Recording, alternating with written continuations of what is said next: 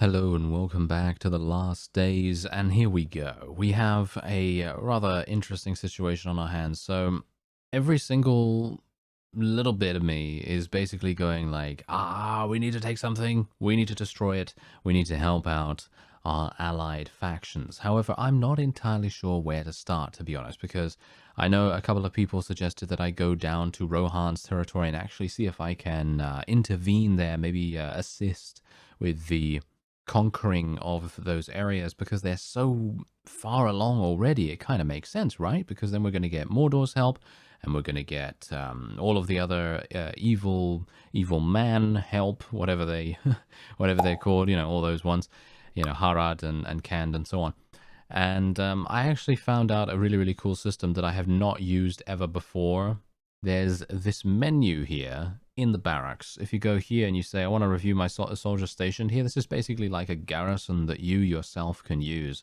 And I've been using this over the course of the last 2 to 3, maybe even 4 in-game weeks, just to wait. And that's all I wanted to do. I just wanted to wait as long as I possibly could, because everything is kind of the same. Yeah, everything is kind of the same. The only thing that has changed is that we did have an Isengard advanced camp down here, and it was destroyed, but then Dunland advanced down to the south as well. So they are also now down there. So what we're going to do is I'm actually going to leave Rune the way that it is.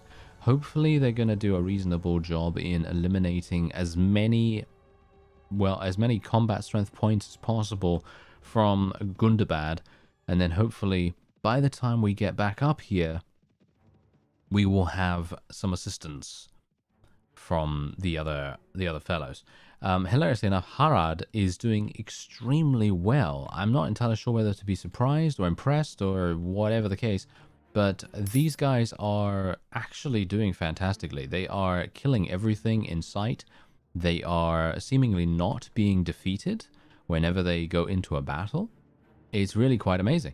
Anyway, as you can see right here, Isengard is, well, hilariously enough, you can see that their faction strength at the moment is spent and wavering, which means that they are below 1000 combat strength. And I'm actually really surprised that they are not dead yet, to be honest. I really am super surprised about that. Okay, here we go. There's another one of those guys. I'm actually just going to wait here. Put the weapons down and stay quiet. Okay, yeah, it's because I'm in that small little tree right there, because Fangorn Forest. So basically, here's a little factoid for you. If you stay in this little forest right here, well, technically it's a very large forest, but if you stay there, you're going to get attacked by treants, and that is not a good idea. Those guys are pretty strong. They're not that strong. You can defeat them, but it is something that I don't necessarily feel like I have to do. So what we're going to do instead is we're just going to go down here and see if I can maybe assist in eliminating a bunch of the enemy's vassals. Oh, there we go. Never mind. They've already done it. Fantastic. All right. It's about time, to be honest. It really is about time. I have no idea why they have taken so long to advance to this point. It's really quite strange, because I'm looking at the map as I'm waiting, and I'm just seeing nothing much happen. Like, the things are happening. That's the funny thing. Things are happening, but it's just not enough. It's just not enough to make any kind of meaningful difference at all, which is really strange, because for me personally, I feel like our forces are so incredibly strong, especially Mordor. I mean, Mordor is very strong. They always are, usually in the last days. They're very powerful towards the end of the game, and they have a lot of combat strength in almost every aspect. And yet they're not able to kill a bunch of advanced camps. It's very strange. I really have no idea. But anyway, as you can see, the Dunish fellows right here, they are super easy. What is actually going on here with these guys? I'm going to tell my forces to charge in right here, because they're just waiting around doing nothing at the moment. So we're just going to tell them to charge in. I'll do some damage myself.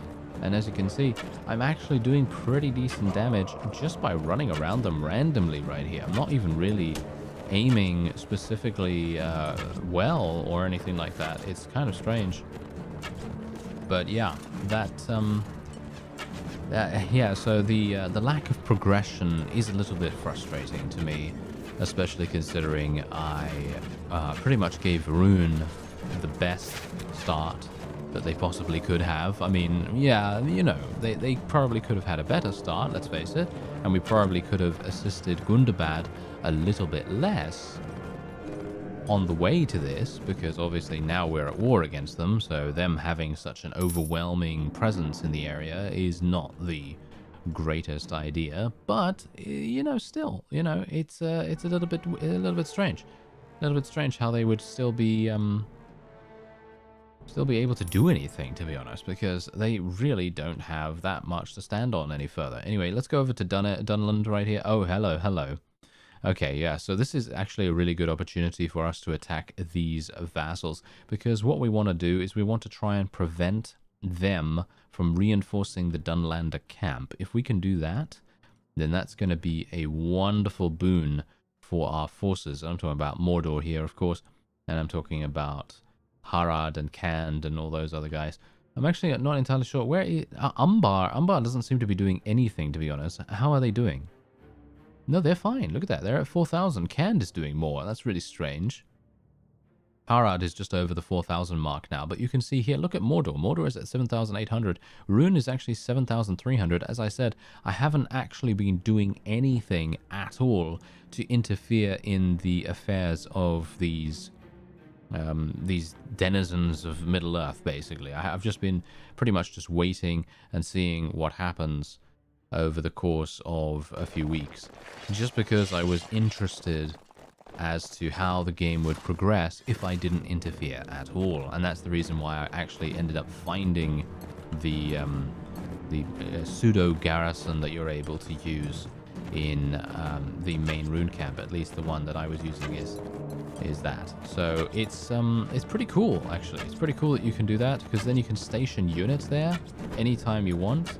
And in my opinion, that's pretty much required. I think that is super required for later on in the game, because if I didn't have a garrison, I was actually wondering about this the whole time, because I thought to myself, how am I supposed to, you know, continually buy food over and over again, especially on the journey down here? I'm pretty sure that I am actually running out of food very fast at the moment, and I probably will have to do a little bit of something, you know, hunting down some food somewhere or other, and we might have to go to Mordor or Kand to be able to do that. Unfortunately, most of the places where you can recruit Uruks and Orcs and so on, they mostly have a bunch of human flesh, and obviously you would expect that, because Orcs, Uruks, etc., they obviously eat that kind of stuff. But men, on the other hand, they don't really like partaking in cannibalism, so obviously they're not going to do that. But still, it is somewhat problematic on that scale, because I'm far away from my own home base. Kand, on the other hand, they might have some good stuff, but they will probably have a very small amount of it in terms of supplies. So that might be a little bit of an issue. Anyway, let's just buy some, not buy, but let's just take some good quality metal scraps, because this is going to be extremely important. I don't think I have a huge amount of, well, any kind of currency.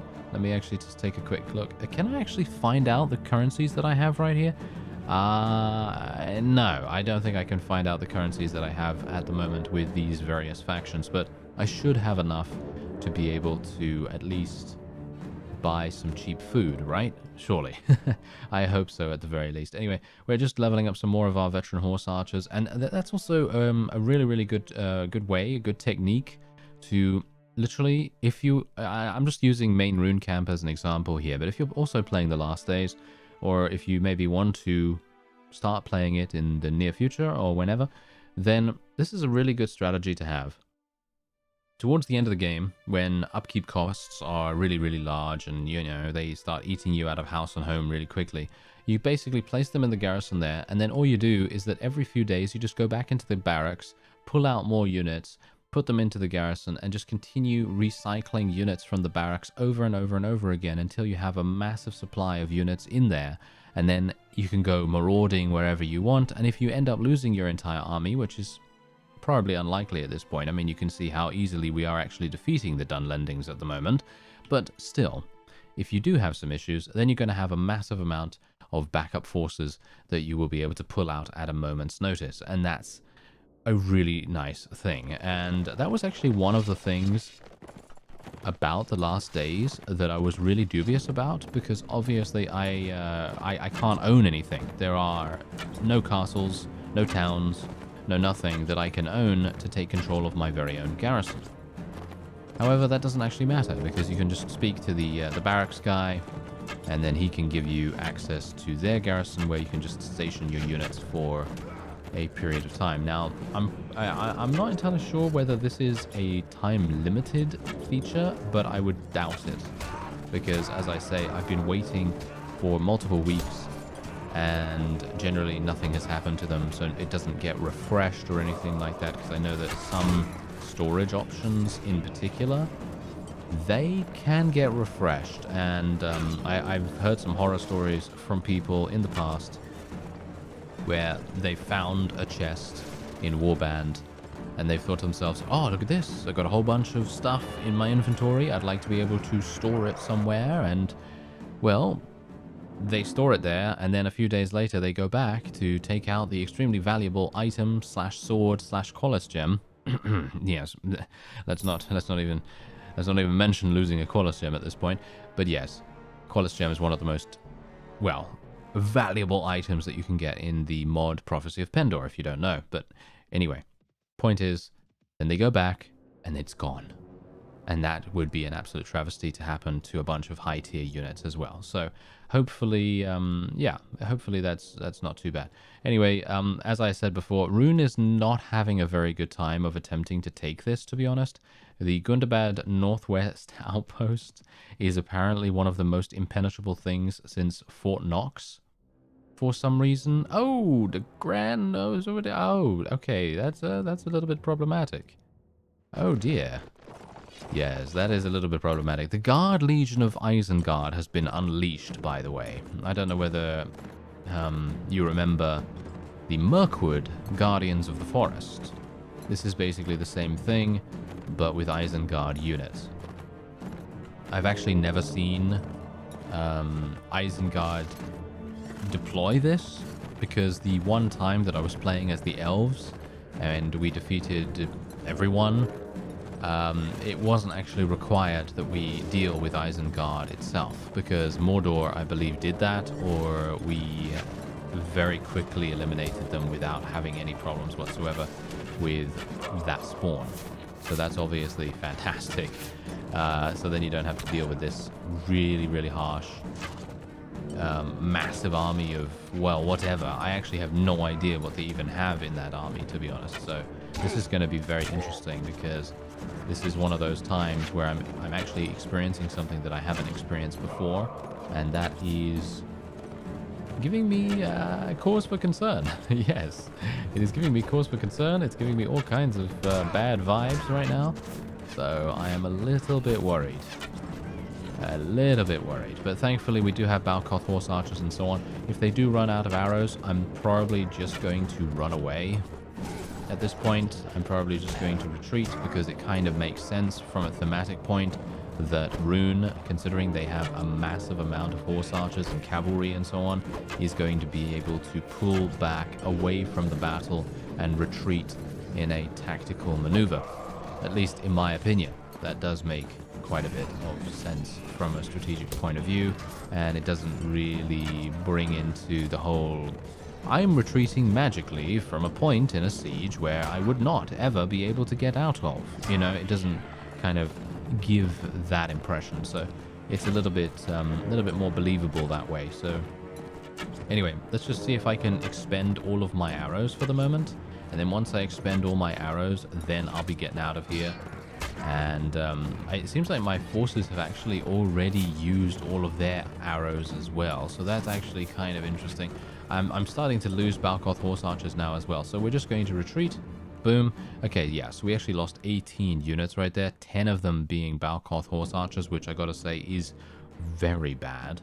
And we still have, I think we might actually lose. I think we might actually lose. I mean, we have a battle advantage of -4 at this point, because we actually had -9 in the previous one. So I'm hopeful that maybe the fact that we now have 112 units instead of just 59, because I think we had 59 on the battlefield before. And let's face it, 59 versus 112, I mean, come on. That is so much better. And we're going to see if I can maybe do something here. Morale of your troops? What? Morale of my troops? Wait, are you serious? I'm going to rally them. Yes, there we go. I've rallied my troops, as you can see. So now their morale is much better. Let's rally my troops again. I'm going to rally them all over the place. I've got 2 rallies remaining. I might as well use them. Okay, yeah. So I'm actually really surprised that we're even having to rally them. To be honest, I think that personally, we're absolutely fine. I don't think that we really needed to rally these fellows. You do not need to rally your troops yet. Okay, fantastic. So I've already done it as much as I possibly can at the moment. And if I do need to rally them again, then of course I will do so. However, now I can't even see what's happening because the text log is just like, I can't handle all of this input. Ah, yes. the classic Warband problem. Okay, yeah, well, whatever the case, I'm just going to continue shooting as many people as I can get my hands on here. Where are the reinforcements coming in from? Seems like they're coming in from over here. That's kind of interesting. Oh, this is bad. Okay, yeah, I think I might die. Or not. I'm actually surprised. What? I am actually super surprised that I did not take any damage there. I was 100% believing I would take at least 50% damage, but apparently these fellows are not very well equipped. Kind of strange. As I said before earlier in the series, Uruks are usually really powerful. Yeah, we lost another whole bunch of Balkoth horse archers, but as you can see, we are now starting to dwindle their numbers, and the battle advantage is now at a wonderful -1, which is great. That's super nice, because now I have 133 instead of 112 on the battlefield, and 162 enemies are against us. This should be done now. This should be absolutely done. This is probably one of the greatest maneuvers that we could actually do to push forward and just punch a very large hole in the enemy's defenses, because let's face it, any of the AI that you're going to see from Mordor and you know, whoever else is actually going to attempt to fight against Isengard, they're probably going to have some difficulties with this guy. You know, this large enemy party of, what, 800 units or something? What was it? 800 units or something? Yeah, something like that. They're just not going to do very well against this, because sheer numbers, as well as obviously having a bunch of Uruk units, is just going to prevail in the end. Yeah, and these guys are usually going to be assisted by some relatively fast-moving units as well from the Dunlendings. As you could see, they basically baited me. I feel like they actually did a really good job of doing that, because I was just minding my own business, attacking random vassals with, well, very little caution. I admit that, but still. I was just doing that, and then all of a sudden, boom, there's an 800 strong army, or 600 strong, or however much it was. And yeah, that's probably what they're going to do mostly to other enemy units of theirs in the area. So I'm very pleased that we're actually able to achieve victory here. I'm a little bit annoyed actually that we're losing so many Balkoth horse archers, but I think that is only due to the fact that they are getting into melee range after they use all of their arrows. I'm not finding that many enemies to actually shoot at this point. There's a bunch here, but that's it. Doesn't seem like there's that many otherwise. It seems like they're just crowded out by a huge amount of our own forces. Here we go. This is good. This is good. Come on now. Let's try and murder as many of these guys as we can. There we go. That is what I'm talking about. Very nice. And they only have 52 remaining. I'm pretty sure they only have 52 remaining at least, because, I mean, we've been... Oh, new enemies? Really? New enemies again? I was not expecting them to get more reinforcements. Now, I'm actually wondering whether I should just retreat just for the sake of actually keeping our units alive. You know what? I'm actually going to tell my people to pull back here, just for the last 30 or so units, because it seems like the enemy, as we know, Isengard's very good with their polearm units, and that's the reason why Rohan has such a big problem with them early on in the game, because Rohan obviously tries to use their cavalry units as best as they can, but because the Uruks tend to have polearms and lengthier weapons, it's very, very difficult for them to use them effectively. And so that's the reason why Rohan is usually one of the first factions to be eliminated. As you can see, look at all these pikemen right here. I mean, they're super easy for me to kill, obviously, but if you think about... Oh, I was actually shooting at a horse. I'm terribly sorry, horsey. Yes. Oh, well, never mind. But if you think about the fact that I'm obviously a very high-level character right now, in comparison to Rohan's units, they are... Yeah, they're okay, okay? They're fine. But they are not going to be that strong. And, yeah, one pikeman is going to take them quite a few shots to kill, I would think. Anyway, there we go. I've actually... Oh, look at this! New trait! I got a new trait. Okay, cool. I like it. I'm going to take all the... Oh, okay, apparently I can't take any more good quality metal scraps. Oh, well, that's fine. I'd like to see what that trait is, actually, because I don't know whether I've gotten that before, but look at how much experience I've gained. Wow. That's actually a pretty significant amount. I like it. I like it. Okay, so let's just continue speccing into intelligence, and we're going to go for some more pathfinding and some more first aid as well, and we're going to be making a wolf out of that swordsman, thank you. And then we are going to take a look at the trait. Why not? Let's do it. Where is it? There it is. You have acquired a reputation for bravery in the face of great danger. Your courage is spoken of in both quiet taverns and the halls of the wise. Your deeds inspire your men, and they receive a weekly morale bonus. Okay, I like it. Very nice indeed. That sounds like a very nice trait to have. And there's Mog over there, but I am extremely wounded right now, so I probably won't be attacking him at the moment, but no doubt we will be attacking him very, very soon in the future. But for now, that is going to be it for this episode, and next time, hopefully, Isengard and the Dunlendings will be eliminated, but the AI, you know how it can be. They tend to focus on these outlying outposts first instead of just going straight for the capital city, so we'll see what happens with that. But I'm very much crossing my fingers and hoping that at least Rune will be able to push forward and do something, and maybe we'll have Mordor finally destroy the Dunlander camp. Maybe. We'll see. Anyway, I thank you very much for watching, and I'll see you next time.